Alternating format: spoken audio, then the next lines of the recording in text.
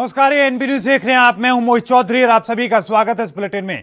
Corona संकट के बीच कांवड़ यात्रा को लेकर सस्पेंस अभी तक बरकरार है। फिलहाल कांवड़ यात्रा को लेकर बीजेपी में भी दो मत नजर आ रहे हैं। दरअसल उत्तर प्रदेश सरकार ने सुप्रीम कोर्ट में जानकारी दी है कि प्रदेश में कांवड़ यात्रा पर पूरी तरीके से रोक नहीं रहेगी, सांकेतिक रूप से कांवड़ यात्रा जारी रहेगी। वहीं अदालत में केंद्र द्वारा जानकारी दी गई है कि राज्य सरकार को प्रोटोकॉल के तहत उचित फैसला लेना चाहिए। केंद्र सरकार के द्वारा सभी एडवाइजरी पहले से ही जारी कर चुकी है। केंद्र की ओर से सुप्रीम कोर्ट में कहा गया है कि कांवड़ यात्रा को उत्तराखंड जाने की इजाजत नहीं देनी चाहिए। हालांकि गंगाजल को ऐसी जगह उपलब्ध करवाना चाहिए ताकि कांवड़ियों उनके पास के शिव मंदिरों में जाकर पूजा कर सके। वहीं अब इस मामले पर सुप्रीम कोर्ट ने उत्तर प्रदेश सरकार से फिर से विचार करने की बात कही है। सर्वोच्च अदालत में अब ये मामला सोमवार को सुना जाएगा। उत्तर प्रदेश सरकार को एक बार फिर से सोमवार को अपना जवाब देना होगा। सुप्रीम कोर्ट ने सुनवाई के दौरान कहा कि हर किसी के लिए ये विषय काफी अहम है। सुप्रीम कोर्ट ने कहा कि जब किसी भी व्यक्ति का जीवन सबसे अहम है, धार्मिक और अन्य भावनाएं मौलिक अधिकार के अधीन ही हैं। बता दें कि अपने हलफनामे में उत्तर प्रदेश सरकार ने कहा कि प्रदेश में कांवड़ यात्रा पर पूरी तरीके से रोक नहीं है। सुप्रीम कोर्ट में दाखिल हलफनामे में उत्तर प्रदेश सरकार ने कहा कि कांवड़ यात्रा सांकेतिक रूप से चलाई जाएगी, साथ ही सरकार द्वारा इसको लेकर दिशा निर्देश बनाए जाएंगे। आपको बता दें कि कोरोना संकट को देखते हुए इस बार उत्तराखंड सरकार ने कांवड़ यात्रा पर रोक लगा दी है। हालांकि उत्तर प्रदेश सरकार द्वारा पूर्ण तरीके से रोक नहीं लगाई गई थी। ऐसे में सुप्रीम कोर्ट द्वारा इस मामले में स्वतः संज्ञान लिया गया था। कांवड़ यात्रा को लेकर उत्तराखंड पुलिस अब सख्त हो चुकी है। 24 जुलाई से हरिद्वार बॉर्डर को कांवड़ियों के लिए सील कर दिया जाएगा। डीजीपी की ओर से ये निर्देश दिए गए हैं। वहीं आपको ये भी बताते चलें कि एक्सपर्ट्स द्वारा लगातार चेतावनी दी जा रही है कि कोरोना काल की तीसरी लहर कभी भी दस्तक दे सकती है। पहाड़ी इलाकों में उमड़ रही भीड़ पर भी सरकार की ओर से चिंता व्यक्त की गई। ऐसे में कांवड़ यात्रा को लेकर कई तरह के सवाल खड़े किए जा रहे हैं। तो आपको बता दें कि श्रद्धालु हर साल भारी संख्या में हरिद्वार पहुंचते थे, वहां से जल लेते थे और फिर उसके बाद वो अपने अपने इलाके में शिव मंदिर में जाकर वो जल चढ़ाते थे। ये श्रद्धा लंबे समय से चली आ रही है। आपको यह भी बताते चलें कि मात्र 10 से 15 दिनों के बीच में 3 करोड़ से ज्यादा श्रद्धालु हरिद्वार पहुंचते हैं। और ऐसे में कोरोना का जो डर है, तीसरी लहर का सबसे ज्यादा जो डर है वो फैल सकता है, क्योंकि अगर महाकुंभ की हम बात करें, दूसरी लहर के लिए कहीं ना कहीं महाकुंभ को एक इसको लिए जिम्मेदार माना जाता है। लगातार जो बातें कही जाती रही कि कोरोना जो लगातार देश में बढ़ा, उसमें एक बड़ा योगदान कुंभ का भी रहा है, इस तरह की बातें कही गई। इसके साथ ही चुनाव हुए, चुनावों में भीड़ उमड़ी, उसको लेकर भी बात कही गई। लेकिन अब कांवड़ यात्रा पर बातें कही जा रही हैं।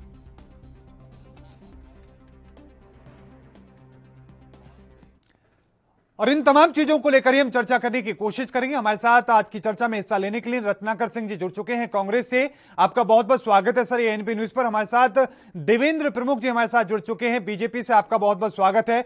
सबसे पहले देवेंद्र जी, रुख मैं आप ही का करना चाहूंगा। जिस तरीके से लगातार उत्तर प्रदेश सरकार का अलग मत नजर आ रहा है, केंद्र का अलग नजर आ रहा है, उत्तराखंड सरकार का अलग मत नजर आ रहा है, ऐसे में लोगों में गुमराह हो रहे हैं लोग। कहीं ऐसा ना हो भारी संख्या में कांवड़िए वहां पर पहुंच जाए, क्या कहेंगे आप?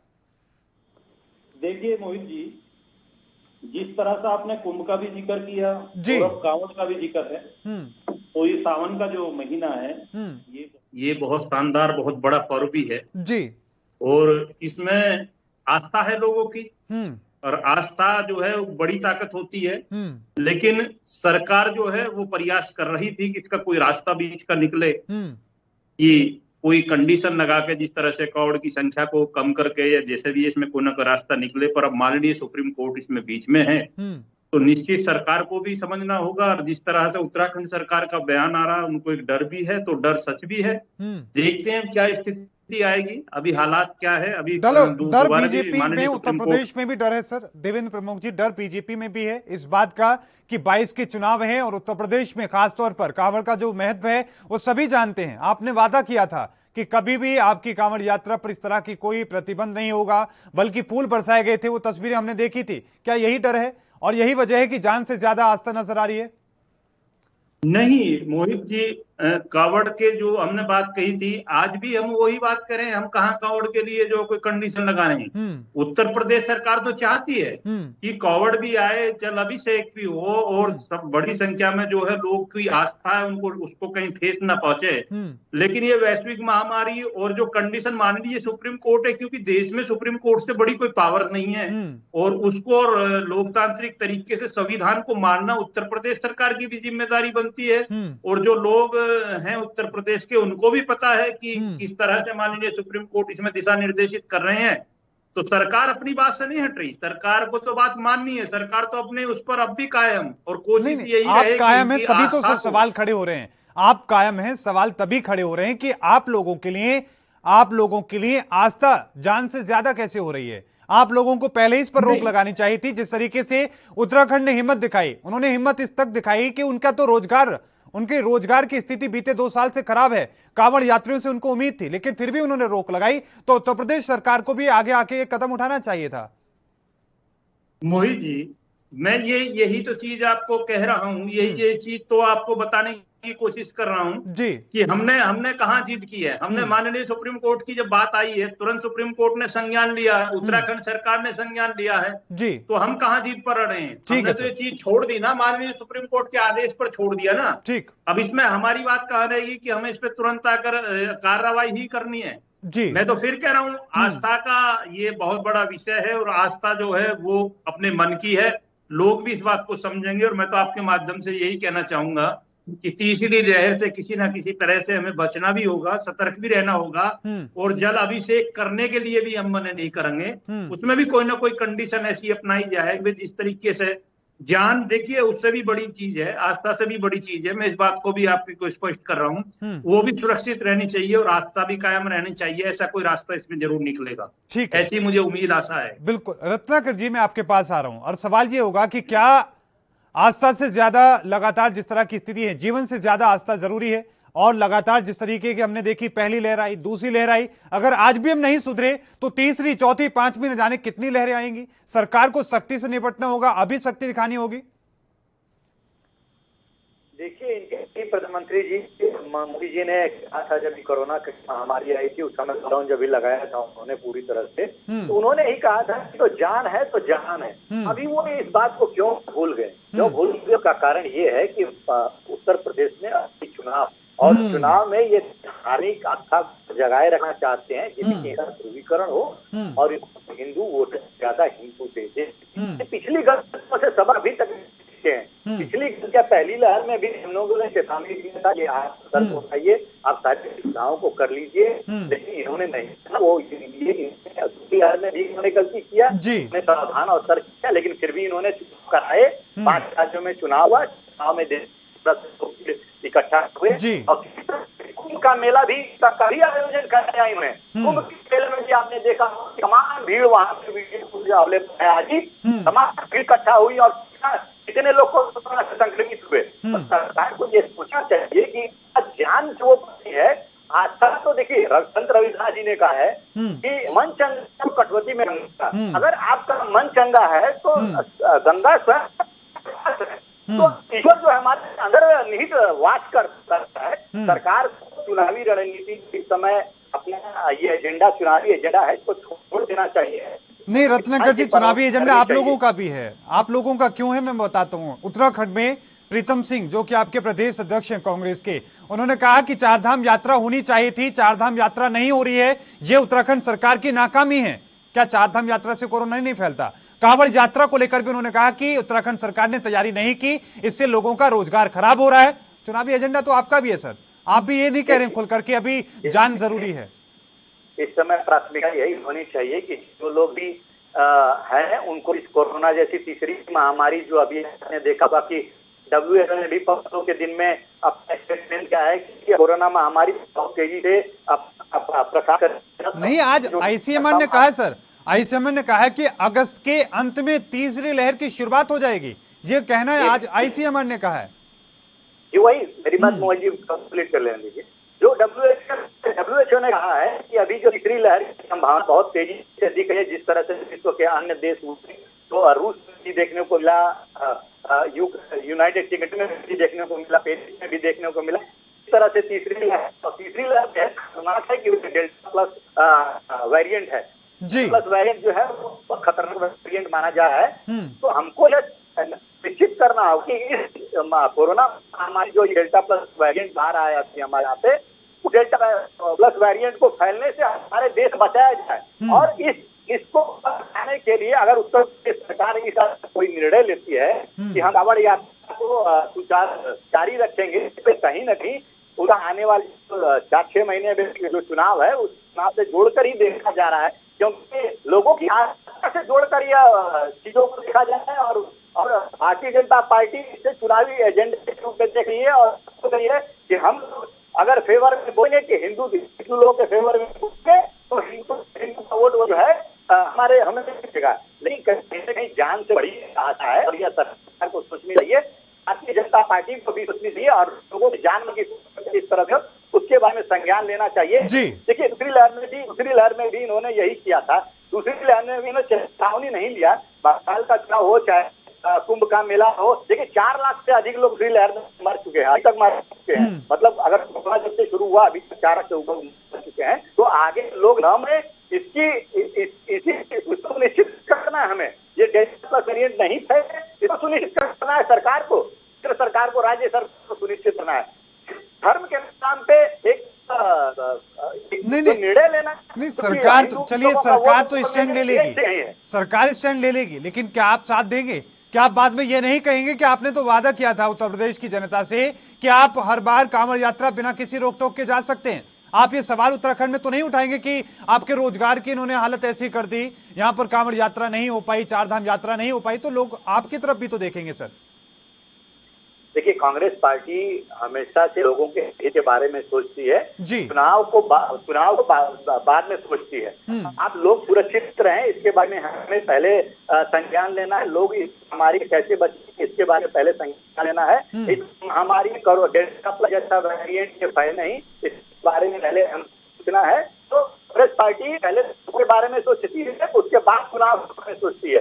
देखिए लोग सुरक्षित रहेंगे तभी आपको वोट देंगे और वो ख्याल रहेंगे तो ही आपके साथ जुड़े रहेंगे। लेकिन लोगों को इस तरह से मौत के मुंह में कांवड़ यात्रा में जाने के लिए अनुमति दे देना और आस्था को जान करके दिखाना, तो ये कहीं न कहीं भारतीय जनता पार्टी को क्या शोभा नहीं दे रहा है। भारतीय जनता पार्टी को लोगों के बारे में पहले सोचने का काम करना चाहिए।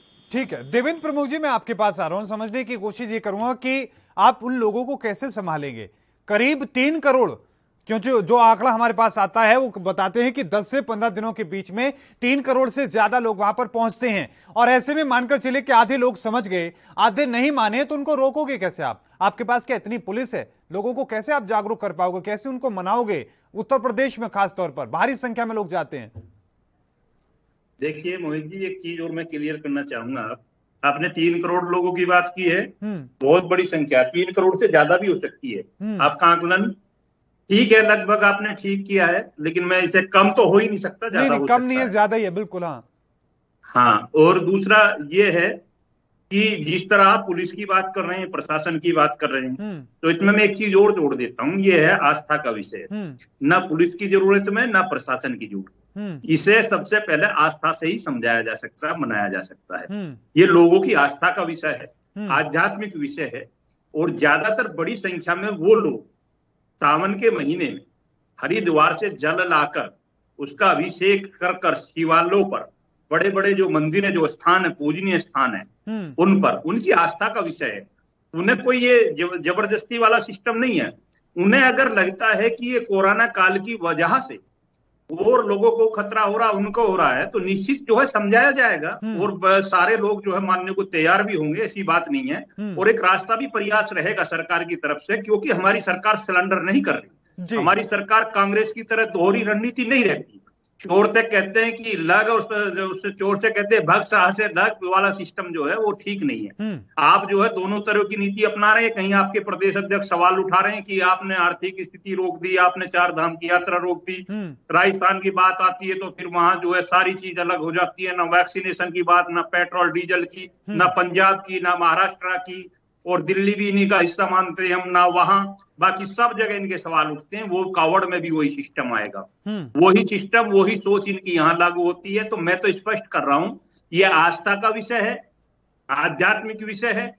जैसी जरूरत पड़ेगी लोगों को वैसे समझाया जाएगा। निश्चित हम इसको कंट्रोल करेंगे और सरकार जिम्मेदार तरीके से इसकी गारंटी लेती है, वचनबद्ध तरीके से जल अभिषेक भी कराएंगे और प्रयास ये भी रहेगा कि कोविड नियम का पालन भी कराएं।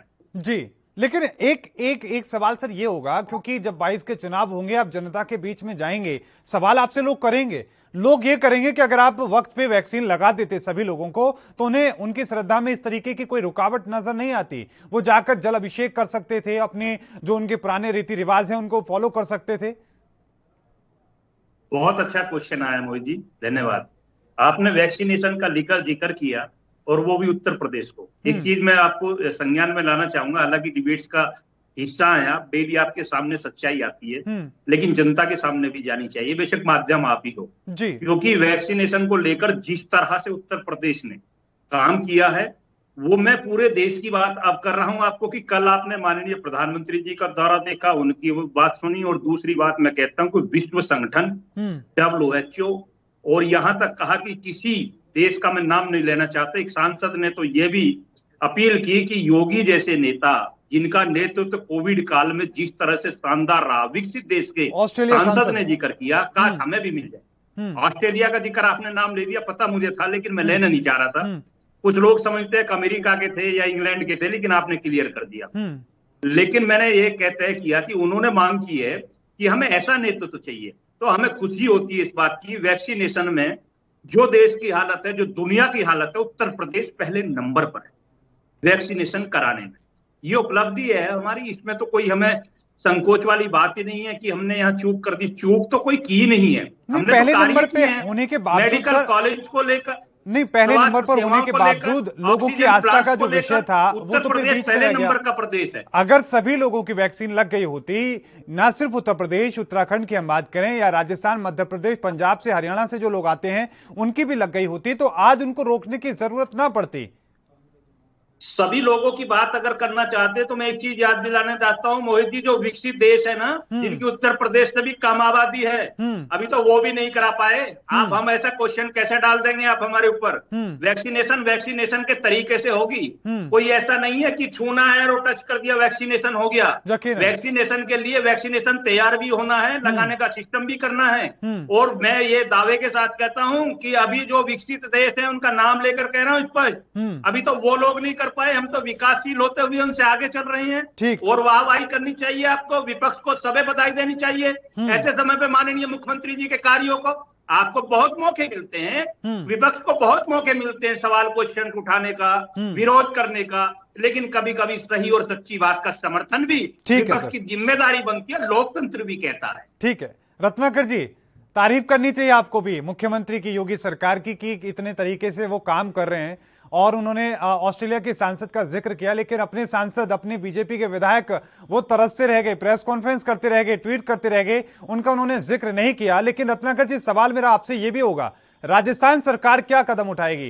राजस्थान का जिक्र कोर्ट ने अभी बेशक ना किया हो, लेकिन राजस्थान से, मध्य प्रदेश से भारी संख्या में लोग आते हैं। देखिए, तारीफ करना चाहिए, बिल्कुल करना चाहिए, योगी सरकार की एकदम तारीफ करना चाहिए। आप जो कह रहे हैं कि तारीफ करना चाहिए, मैं कहूँगा, मैं गंगा की में बहती हुई लाशों को क्या देवेंद्र प्रमुख जी भूल गए क्या कि वो गंगा में तैरती हुई लाशों में किस तरह से बहाई गई थी, किस तरह से वो तैरती हुई दिख रही थी, वो भूल गए क्या वो सब चीजें? वो रेत के अंदर जो लाशें दाई जा रही थी वो भूल गए क्या?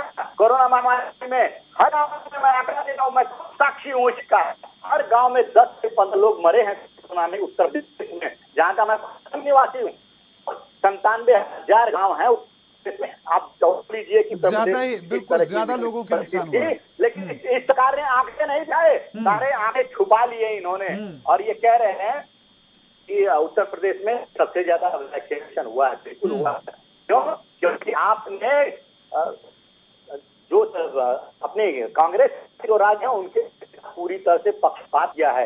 आपने वैक्सीन की, आज भी महाराष्ट्र जहाँ पे मैं हूँ, महाराष्ट्र में महाविकास आघाड़ी की सरकार है। आप लीजिए, महाविकास आघाड़ी की सरकार बार बार केंद्र सरकार से कर रही है, वैक्सीन दीजिए, हमें वैक्सीन दीजिए। लेकिन सच्चाई बता रहा हूँ, 4 दिन से जितने भी सरकारी सेंटर है ना, लोग खा रहे हैं। लेकिन रत्नाकर जी, आज भी सबसे ज्यादा जो वैक्सीन मुहैया कराई गई है वो महाराष्ट्र को कराई गई है। आज भी जो आंकड़े जो स्वास्थ्य मंत्रालय देते हैं, हम 2 दिन पहले की बात करें, राहुल गांधी ने जो कमेंट किया था, उसके बाद स्वास्थ्य मंत्री ने खुद दावा किया कि महाराष्ट्र को सबसे ज्यादा वैक्सीन दी जा चुकी है।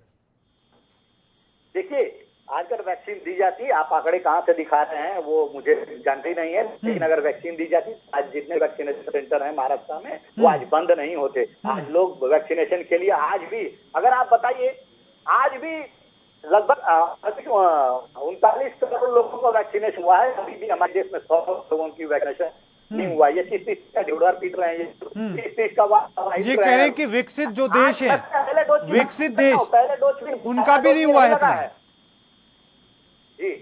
ये कह रहे हैं सर कि जो विकसित देश हैं उनकी भी इतनी जो जनता है उनका उतना नहीं हुआ है। पहली बात तो बहुत सारे ऐसे देश हैं उनकी इतनी जनसंख्या है नहीं, और अगर किसी की है भी तो इतना वैक्सीनेशन किसी देश में नहीं हो पाया है, ये कहना है बीजेपी का बार बार। जी जी जी जी बिल्कुल। मैं आज उत्तर प्रदेश की आबादी 26 करोड़ है और अमेरिका की आबादी लगभग करोड़ है। वहाँ पे 60 से 70% वैक्सीन हो चुका है। आज आंकड़े बता दीजिए, कितने प्रतिशत आप उत्तर प्रदेश में वैक्सीनेशन की है अभी तक? वहाँ 10 से 20% के अभी तक पहले डोज का वैक्सीनेशन हुआ रहेगा। इनके पास आता है तो ये जरा खुला कर देंगे इतने प्रतिशत का। ये लोग सिर्फ वाहवाही देने का काम कर रहे हैं, अभी वाहवाही लूटने का काम करते हैं और लोगों को ये मिसगाइड करते हैं, लोगों को भ्रमित करने का काम करते हैं आंकड़ों के साथ। चलिए ठीक है, आपके उसके बाद का जवाब ले लूंगा मैं, लेकिन आपने राजस्थान पर जवाब नहीं दिया सर। राजस्थान से भी बहुत भारी संख्या में श्रद्धालु आते हैं, वहां सरकार, वहां कांग्रेस का क्या स्टैंड रहेगा? क्या लोगों को रोका जाएगा?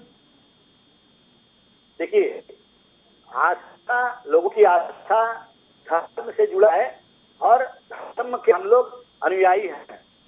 लोगों की आस्था को जो है वो ध्यान में रखते हुए कोई निर्णय लेना चाहिए। मैं ये कह रहा हूँ कि लोगों को हम लोग कहे, अगर लोगों को समझाएं कि नहीं, ये नहीं करना चाहिए, क्योंकि कोरोना जैसी महामारी में आपने देखा है कि आप लोग मर चुके हैं और यह डेल्टा प्लस वेरिएंट अगर आ गया तो समझाइए कि वो बहुत बड़ी महामारी का रूप धारण करेगा। लोग समझदार हैं, लोग इस बात को मानेंगे, लेकिन सरकार कहीं पहले अगर अनाउंसमेंट ऐसा प्रदेश सरकार कड़ियों की यात्रा को नहीं रोकेंगे, इस तरह का स्टैंड नहीं लेना चाहिए। इसमें फिर से सुप्रीम कोर्ट ने संज्ञान लिया है, इस तरह का स्टैंड आपको नहीं लेना चाहिए। ठीक है, तो कहीं ना कहीं सरकारों को इस तरह का स्टैंड लेने से पहले पूरी तरह से होमवर्क कर लेना चाहिए कि लोगों की जान कीमती है या फिर आस्था कीमती है। जान से बड़ी बुराई तो देखिए दोनों चीजों में मिलनी है।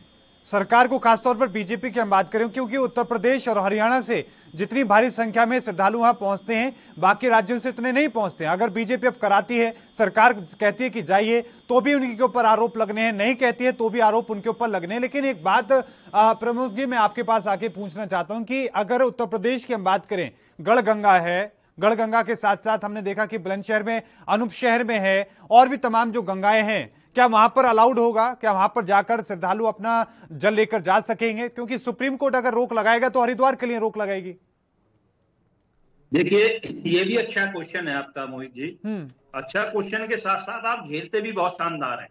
मेरे जैसे प्रवक्ता को बात करने के लिए आप मुझसे इतनी बड़ी बात बोलवाना चाहते हैं, जो कि माननीय मुख्यमंत्री जी का विषय है, और इस पर कुछ भी बोलना जल्दबाजी होगी। लेकिन मैं आपको थोड़ा सा, जब आप तक यहां तक आए तो कहीं ना कहीं इंगित करना भी मेरी जिम्मेदारी है। मैं पार्टी की तरफ से बैठा हूं तो मैं इंगित करना चाहता हूं आपको कि इस समय में अभी समय है, जब ये समय आने वाला है तो अगर माननीय सुप्रीम कोर्ट का दिशा निर्देश जिस तरह से आएगा हरिद्वार के लिए, उसका पालन निश्चित होगा। लेकिन मैं फिर आपको एक चीज दोहराना चाहता हूं कि हमारी सरकार आध्यात्मिक कार्यों के लिए वचनबद्ध है।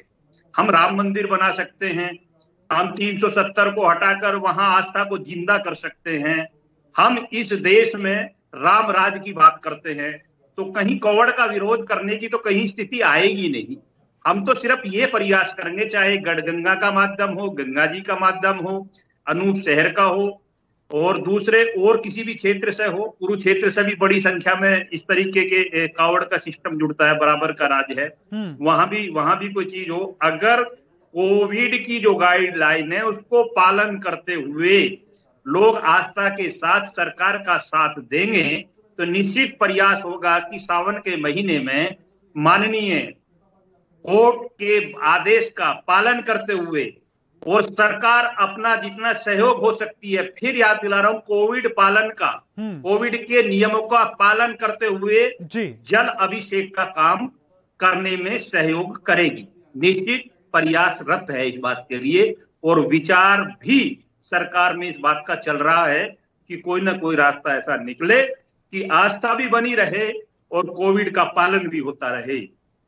ये सोच हमारी सरकार रखती है। एक सवाल मेरा ये भी है, रत्नाकर जी को इसमें कुछ ऐड करना चाह रहे हैं, लेकिन उससे पहले एक बार फिर से मैं उसी सवाल पर आना चाह रहा हूं सर कि जो लोग हैं उनको आप समझाएंगे कैसे? क्योंकि अभी भी हम गांव में अगर फोन करके या किसी अन्य माध्यम से बातचीत करते हैं तो वहां पर लोग तैयारी कर रहे हैं, वो तैयारी कर रहे हैं कि वो जल अभिषेक के लिए हरिद्वार पहुंचेंगे, वहां से जल लेकर आना है, वो तमाम तैयारी कर रहे हैं, क्योंकि आप जानते हैं कांवड़ यात्रा के लिए जाने के लिए 2-2, 3-3 महीने पहले से तैयारी करनी पड़ती है। वो वहां पर प्रैक्टिस करते हैं, अब वो प्रैक्टिस जारी है, ऐसे में लोगों को समझाएंगे कैसे आप? लोगों को मोहित जी ऐसे समझाएंगे जैसे पिछली सरकारों में या उससे पहली सरकारों में आपने देखा था कि ऐसी धार्मिक उत्सव के समय या ईद का समय है, दीपावली के समय है, ऐसी ऐसी घटनाएं घटती थी उत्तर प्रदेश में, और मुजफ्फरनगर और कैराना जैसे कांड घटते थे, लेकिन इस सरकार में नहीं घटे ना, ऐसी कोई घटना नहीं घटी ना जी। तो आप विश्वास रखिए, आप ट्रस्ट रखिए, हम लोगों को समझाएंगे, बताएंगे और उनकी भावनाओं को भी ठेस नहीं पहुंचने देंगे। ठीक है, रत्नाकर जी कुछ ऐड करना चाह रहे हैं सर, मैं एक बार उनके पास रुक कर लेता हूं, उसके बाद फिर से मैं आपके पास आऊंगा। जी रत्नाकर जी, क्या ऐड करना चाह रहे हैं आप? मोहित जी, मुझे 2 मिनट का समय दीजिए। जो सुरेंद्र प्रमुख जी जो कह रहे कि ये कठिनाइयां हैं तो आपको बनाए रखने के लिए, ठीक है, आपने 170 हटाई, आपने श्री राम का मंदिर बनवा दिया है, सुप्रीम कोर्ट का आदेश आपका, ये कटिबद्ध है इन सब चीजों को करने के लिए, आस्था जगाने के। प्रमुख जी से ये पूछना चाहता हूँ, भारतीय जनता पार्टी से पूछना चाहता हूँ कि आप देश की अर्थव्यवस्था को सुदृढ़ करने के कटिबद्ध क्या? आप बेरोजगार कैसे हमारे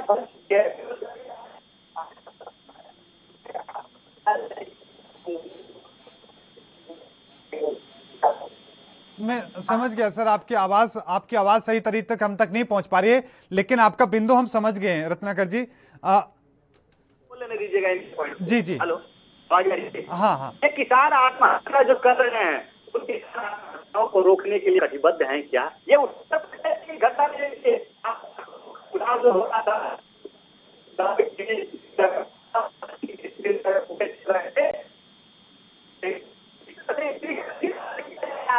वो ये इनको हिंसा नहीं दे रही, वो हिंसा के लिए आप प्रतिबद्ध हैं क्या? उधर उत्तर प्रदेश में एसपी को थप्पड़ मारा जा रहा है, वहाँ पे प्रशासन जो है लाठा दिख रहा है, वो प्रशासन मजबूर करने के लिए प्रतिबद्ध है क्या? आज जो वहाँ कुप्रबंध उत्तर प्रदेश में कोरोना महामारी में, उस महामारी में जो लाखों लोग लगे बेचारे तो गंगा में तहसील ला रहे हैं, जिनको आज आप आंसू बचने के लिए कटिबद्ध है क्या? नहीं है, बिल्कुल नहीं। आपको सिर्फ हिंदुत्व की राजनीति करनी है। जवाब ले लेता हूँ सर, इसका जवाब ले लेता हूं, क्योंकि अंतिम कमेंट के रूप में मैं पहुंच चुका हूं। देवेंद्र प्रमुख जी, आखिरी कमेंट के रूप में तमाम जो बातें उन्होंने कही उसका जवाब सर, कम शब्दों में। मोहित जी, मुझको अच्छे से आवाज नहीं मिल पाई रत्नाकर जी। देवेंद्र प्रमुख जी, उन्होंने ये कहा है कि जो आप कह रहे हैं कि हम प्रतिबद्ध हैं, हम आस्था का विषय आप ध्यान में रख रहे हैं, राम मंदिर को लेकर आप जिक्र कर रहे हैं, 370 का जिक्र कर रहे हैं, वो किसानों का जिक्र कर रहे हैं, वो रोजगार का, जीडीपी का, इकोनॉमी का जिक्र कर रहे हैं, लोगों की शिक्षा स्वास्थ्य का वो जिक्र कर रहे हैं। सर, क्या उसके लिए भी हैं आप लोग, क्या कदम उठा रहे हैं? ये भी अच्छा क्वेश्चन आया, इसके लिए भी आपका धन्यवाद। देखिए, किसानों के बारे में भी सोचते हैं, जीडीपी के बारे में भी सोचते हैं, और हर उस व्यक्ति और नागरिक के बारे में सोचते हैं जो हमारे भारतवर्ष का हिस्सा है, जो 135 करोड़ लोगों में से एक है। हमें किसानों के बारे में जहां जहां सोचने की और बात करने की जरूरत पड़ी, मोहित जी, बिल्कुल आगे बढ़कर किसानों की बात सुनी है और सारी बात मानी भी है, और लगभग किसान धरना समाप्त हो चुका है, सिर्फ वहां राजनीतिक धरना बचा हुआ है जो रत्नाकर जी के सहयोग और सामर्थ्य से चल रहा है। और दूसरी बात, जिस तरह से इन्होंने क्वेश्चन उठाया आस्था पे, आस्था तो देखिए हमारे जेनेटिक बोल सकते हैं, हमें हमारे ब्लड में रमी हुई है आस्था। भारतीय जनता पार्टी का जो परिवार है, विश्व का सबसे बड़ा परिवार, वो चलता ही आस्था से। ये कोई पारिवारिक पार्टी या परिवार नहीं है। ठीक है सर, ये विश्व की नंबर मैं आपको 1 यही रोक रहा हूं सर, समय की कमी के चलते। रत्नाकर सिंह जी का भी आखिरी कमेंट लेना था, लेकिन समय की कमी के चलते मैं नहीं ले पाया। लेकिन आप दोनों मेहमानों का बहुत बहुत धन्यवाद अपना कीमती वक्त साझा करने के लिए और आज की चर्चा में हिस्सा लेने के लिए। सुप्रीम कोर्ट के अब उन्होंने टिप्पणी की है और उत्तर प्रदेश सरकार से कहा है कि आप एक बार फिर से विचार करें और आपका क्या जवाब है, आपका क्या फैसला है, सोमवार तक आप दाखिल करें। उसके बाद सुप्रीम कोर्ट कांवड़ यात्रा को लेकर क्या कदम उठाती है, यह देखना दिलचस्प होगा। लगातार खबरों के लिए देखते रहें एएनबी न्यूज। मुझे दीजिए इजाजत, धन्यवाद।